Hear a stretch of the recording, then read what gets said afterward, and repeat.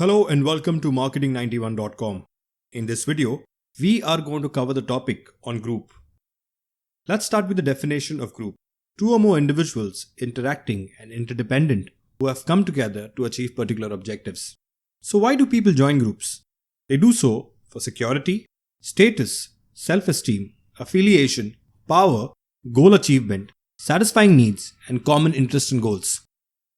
Now let's look at the types of groups. First, formal groups. A group created purposefully by an organization to perform a given task.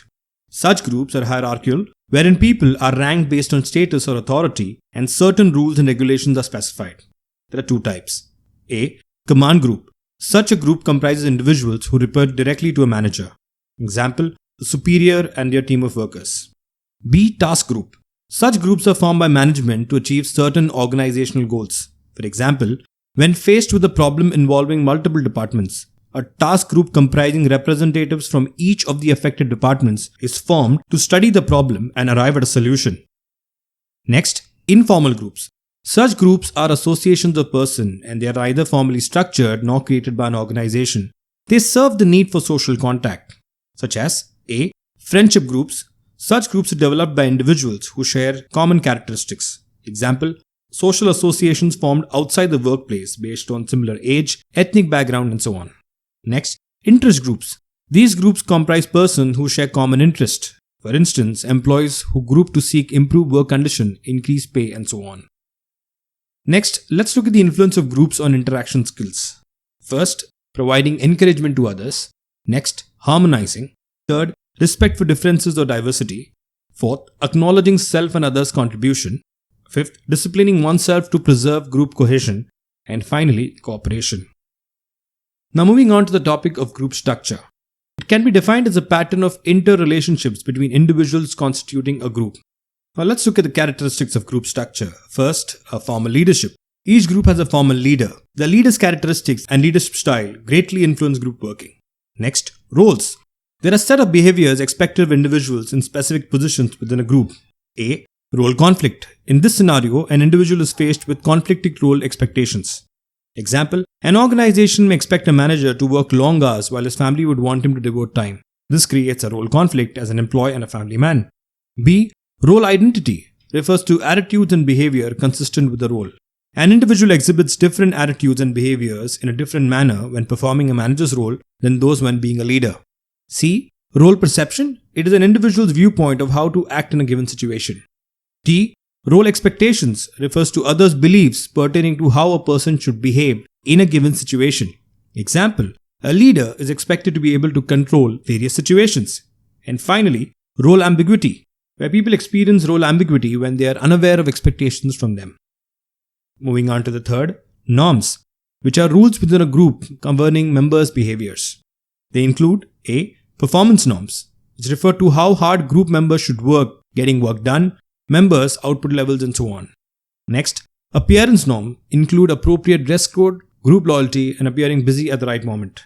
C. Social arrangement norms, which govern intra-group social interaction. And D.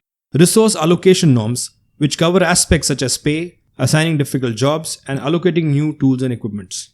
Moving on to the fourth, status.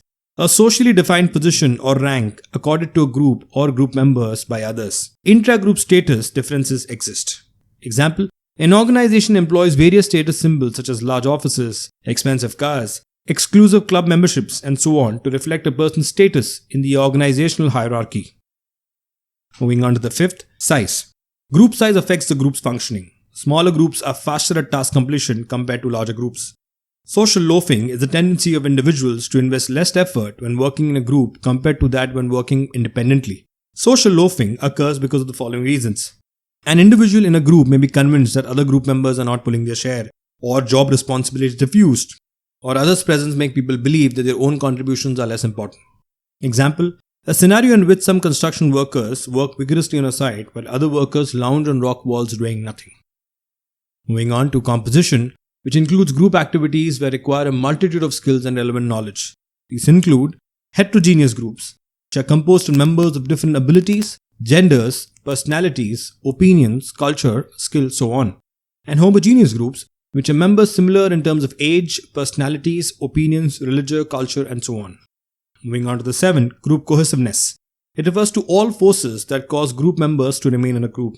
A few of the factors influencing group cohesiveness are listed below, which are effort required to gain entry into a group, existence of external threats or severe competition, group size, and finally, group success and time spent together. Now let's look at the stages of group development. The 5-stage model of group development is as follows. First, forming, wherein team acquaintance and establishes ground rules, formalities are preserved, and members are treated as strangers. Second, storming. Members start to communicate their feelings but still view themselves as individuals rather than the part of the team. They resist control by group leaders and show hostility.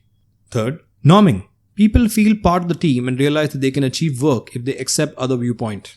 Fourth, performing. Members expend energy to get work done. Communication is open and smooth, and cooperation is strong. Group structure is flexible. And finally, adjourning. Such a group may not exist for long because its goals are achieved and the group's purpose is served. The focus is on wrapping up group activities. Moving on to group processes, the aspect of synergy. Conceptually, synergy implies that group performance is not equal to the sum of individuals' member performance. Synergy may be positive or negative. Social roping represents negative synergy, where the whole is less than the sum of the parts, where individuals will likely reduce their effort owing to diffusion of responsibility. And the next, social facilitation effect. It refers to the trend of improvement or decline in performance in response to others' presence. This effect is not limited to the group context. People can work in the other's presence while not being members of a group. And finally, the aspect of group decision making. Now let's look at the strengths and weaknesses here. Strengths: resource pooling, increased diversity of views, increased acceptance of decisions, synergy effect, and problem sharing. Whereas the weaknesses are time consuming, conformity pressures, domination by powerful, ambiguous responsibility, and deterioration of individual judgment.